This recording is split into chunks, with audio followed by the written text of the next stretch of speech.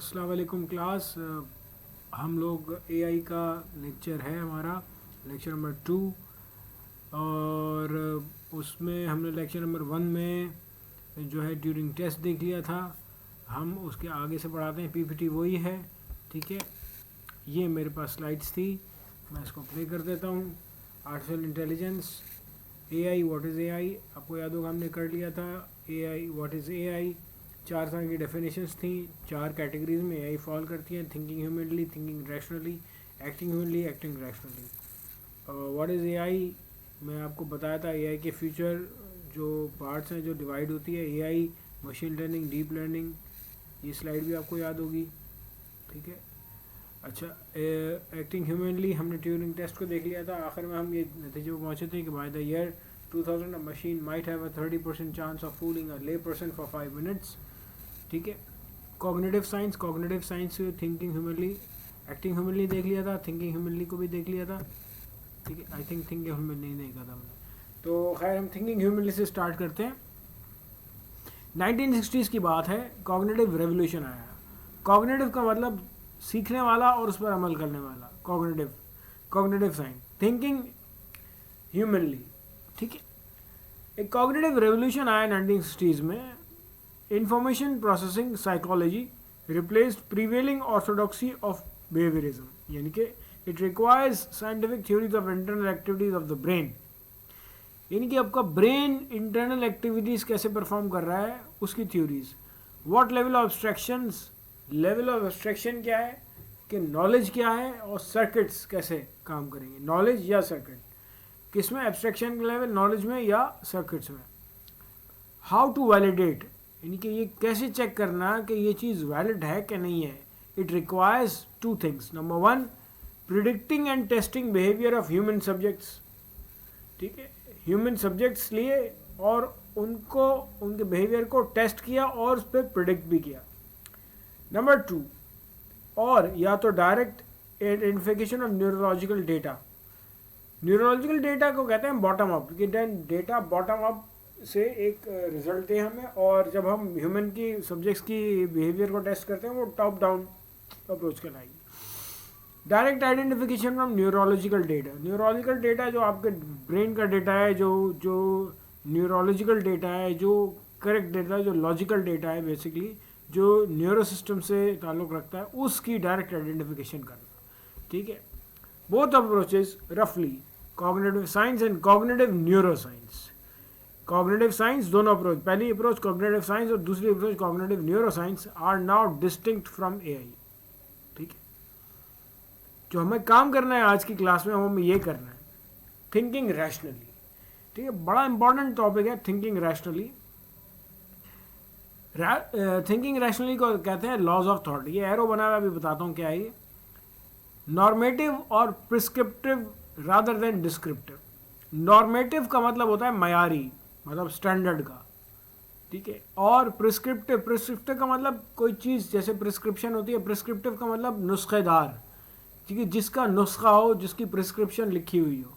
ठीक है, तो कोई भी चीज़ जो मयारी होगी, स्टैंडर्ड में होगी, ठीक है, और नुस्खेदार होगी, यानी कि जिसकी पॉइंट्स लिखे होंगे, डिक्टेटेड होगी, भाई ये करना है, नुस्खा होगा, एक तरह का स्टेप्स होंगे। ठीक है, तो नॉर्मेटिव और prescriptive rather than descriptive. Descriptive का मतलब एक लेंथी सी थ्योरी लिखी हुई है, बजाय उसके कि हम छोटे छोटे छोटे पॉइंट्स पे काम करें। यही चीज़ जो नॉर्मेटिव और प्रिस्क्रिप्टिव है, that is rather than descriptive है। यही चीज़ एरिस्टोटल, कुछ लोगों ने ह्यूमैनिटीज़ एंड सोशल साइंसेज में एरिस्टोटल नहीं पढ़ा होगा, अरस्तु पढ़ा होगा। तो अरस्तु एक जो है वो फिलोसोफर था, थिंकर था। ठीक है, और एक जो लोग यानी कि जो ह्यूमैनिटीज़ से ताल्लुक़ रखते हैं, वो एरिस्टोटल को बड़ी अच्छी तरह जानते हैं। एरिस्टोटल के लॉज ऑफ थॉट यही हैं जो यहाँ पर्पल में लिखे हुए हैं। व्हाट आर करेक्ट आर्ग्यूमेंट्स या थॉट प्रोसेस है। करेक्ट आर्ग्यूमेंट्स को या थॉट्स को प्रोसेसेस कैसे किया जाए, वही होते हैं लॉज ऑफ थॉट। और यही laws of thought thinking rationally कहलाते हैं। रैशनली का मतलब ये होता है कि भाई अपने गोल को अचीव करना।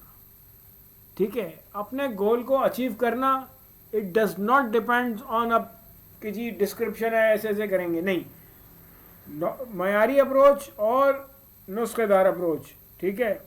तो अपने थॉट्स को या अपने आर्ग्यूमेंट्स को जो आप इंसान खुद से करता है, खुद सोच को, उस सोच को कैसे प्रोसेस किया जाए, उनके लॉज, थॉट के लॉज, लॉज ऑफ थॉट, ठीक है, यहीं से आया thinking rationally. Several Greek schools, ठीक है, सेवरल ग्रीक, आपको याद होगा कि जितना भी लॉजिक का, मैथमेटिक्स का स्टार्ट हुआ वो ग्रीक से हुआ, ठीक है। अगेन ये मैं बात लिख करता हूँ, ह्यूमैनिटीज एंड सोशल साइंसेज के जो आर्ट्स के स्टूडेंट्स हैं उनको बड़ा अच्छी तरह पता होगा, ठीक है।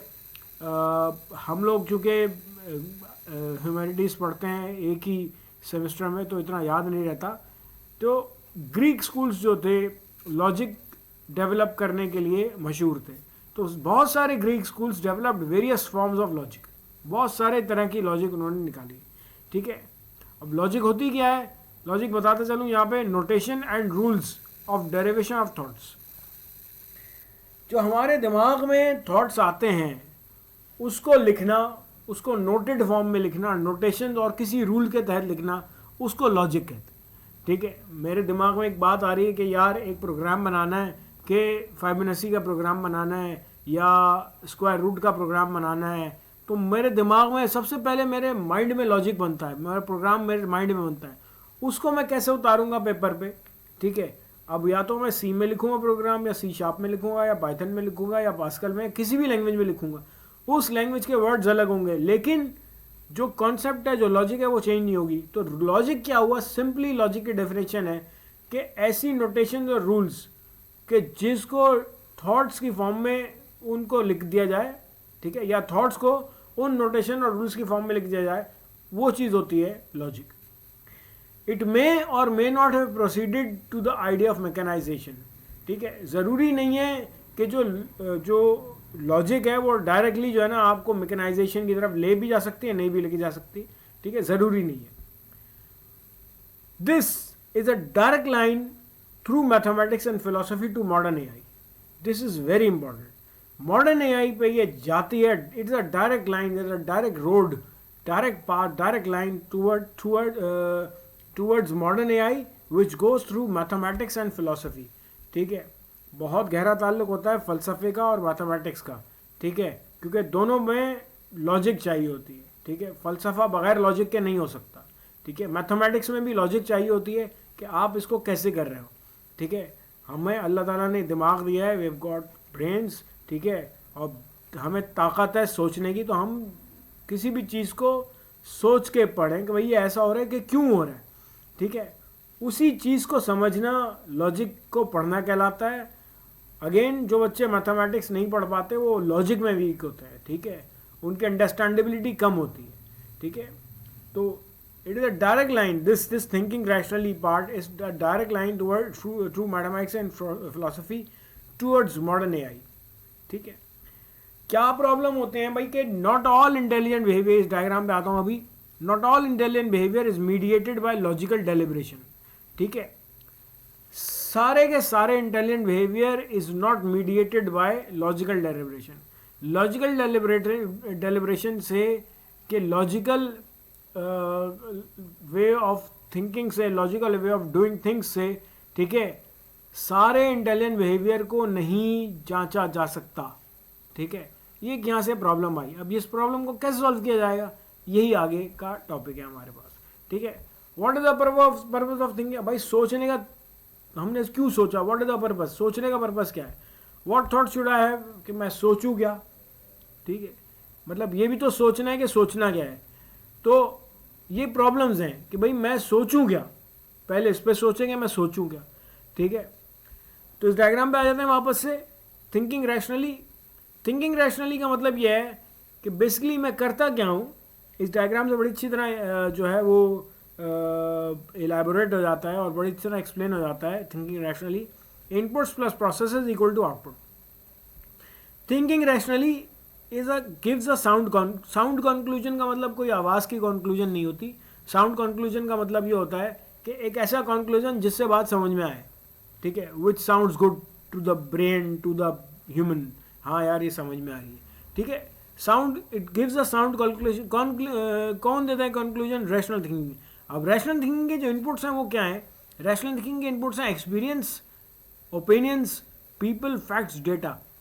जो जो चीज़ें हमें हमसे अटैच होती जाती हैं, हमारी ज़िंदगी में शामिल होती जाती हैं, डेटा, फैक्ट्स, लोग, पीपल, उनकी राय, एक्सपीरियंसेस, सबसे इम्पॉर्टेंट एक्सपीरियंसेस, जो आप देखते हैं, जो आप परसीव करते हैं, ठीक है, जो आपको लिखा गया वो हुआ, नहीं हुआ, गलत हुआ, सही हुआ, कितना % सही हुआ, ये सारा मेरा एक्सपीरियंस है। ये सारा टोटल डेटा मिलके मेरे दिमाग में है रैशनल थिंकिंग, ठीक है। रैशनल थिंकिंग का मतलब क्या है कि मतलब मैं अपने गोल को सही से अचीव कर लूँ depending on the previous experiences, previous opinions, people, facts and data and many other things, ठीक है।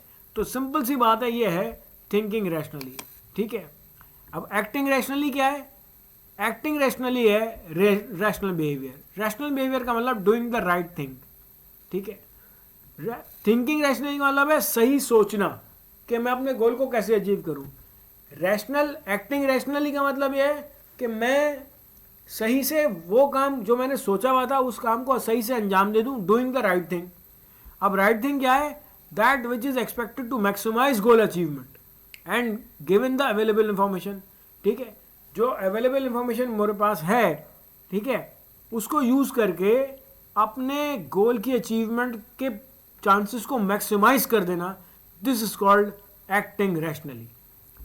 डजंट नेसेसरली इन्वॉल्व थिंकिंग, ठीक है। यानी मतलब ज़रूरी नहीं है कि जी जो आप जो है इसमें सोचा ही जाए, ठीक है, blinking reflex, but thinking should be in the service of rational action. यानी थिंकिंग ऐसी होनी चाहिए कि जो रैशनल एक्शन को अपने गोल की अचीवमेंट पे मैक्सिमाइज कर सके, ठीक है। एरिस्टोटल की निकोमैचियन एथिक्स क्या थी है? Every art and every inquiry, every art, every action, every inquiry, and similarly every action and pursuit is thought to aim at some good, ठीक है।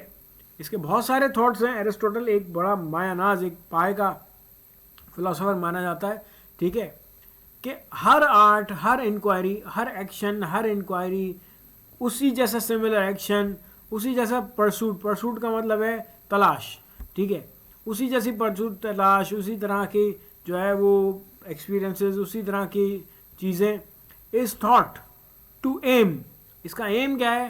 एट समथिंग गुड, कि कोई चीज़ अच्छी हो जाए, मैं अपने गोल को अच्छी तरह अचीव कर सकूं, ठीक है। अच्छा, इसके बाद क्या करेंगे कि हम एक्टिंग रैशनली के बाद हमारे पास चारों चीज़ें हो चुकी हैं। हमारे पास एक्टिंग ह्यूमनली हो गया, थिंकिंग ह्यूमनली हो गया, थिंकिंग रैशनली हो गया और एक्टिंग रैशनली होगा। ये चार चीज़ें थी जो एआई का बेस बनती हैं। ये देखें चार चीज़ें, AI fall into four categories, ठीक है। जब हम ये चार चीज़ें पढ़ लेते हैं तो उसके बाद हम पढ़ते हैं कि भाई रैशनल एजेंट, ये रैशनली थिंकिंग जो होगी कौन करेगा, ठीक है, ये काम कौन करेगा? मेरे एजेंट्स करेंगे, मैं किसी से करवाऊंगा। जिनसे हम कोई काम करवाते हैं वो मेरे एजेंट होते हैं, ठीक है। एजेंट जो कोई काम करे वो एजेंट होते हैं रैशनल एजेंट, ठीक है। जो सही का, जो रैशनल एजेंट, जो रैशनल काम करेगा वो रैशनल एजेंट होगा, ठीक है। इस स्लाइड पे मजीद और इंशाल्लाह ताला बात करेंगे अपने अगले लेक्चर में। टिल देन टेक केयर, अल्लाह हाफिज़।